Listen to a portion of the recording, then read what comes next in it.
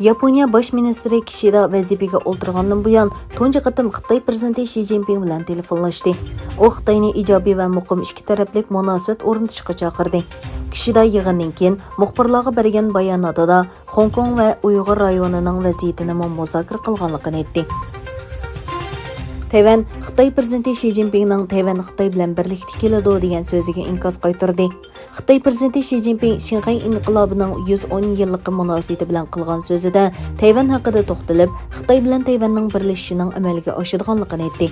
Tayvan prezident ishxonasi e'lon qilgan bayonotida Tayvanning kelgusini tayvanliklar qaror qiladi deyildi.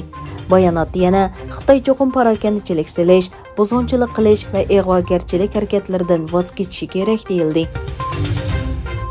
Afg'oniston Taliban hukumati va Amerika vakillari o'miki Amerika Afg'onistondan chekinib chiqqandan keyin tunji qatim Dohada 100 turani ko'rishdi. Yig'in jarayonida Amerika bilan Afg'oniston o'rtasida yangi sahifa ichish masalasi o'tirib qo'yildi. Yana bir tarafdan Amerika Tashqi ishlar ministrligining bayonotchisi bu uchrashishning Amerikaning Afg'onistondagi Taliban hukumatini e'tirof qiladiganligidan derak bermaydiganligini ta'kidladi. Rossiyaning Orenburg rayonida soxta haroqdan zaharlanib qazo qilganlarning soni 29 ga yetdi. Rossiya matbuotlarida tunugun Orenburg shahrida 54 kishining soxta spirtdan zaharlanganligi xabar qilingan edi.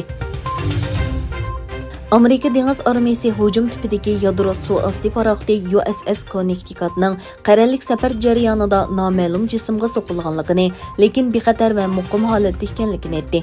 Doiralar voqeaning o'rnini oshkorlamagan bo'lsa-mu, ismini oshkorlamagan armiya doiralari suvosti paraxotning Janubiy dengizga xalqaro suv yo'lida noma'lum jismga so'qilganligini aytdi. Voqeada 11 kishining yaralanganligini e'lon qildi. Germaniya soqchilari Berlindagi Amerika elchixonasining xizmatchilariga qaratilgan sonik qurol hujumini tekshirayotganligini bildirdi. Egallanishicha, dunyo miqyosida rahbarlar, diplomatlar va axborot xodimlariga qaratilgan mikro to'lqinli hujumlar ko'paymoqda ekan.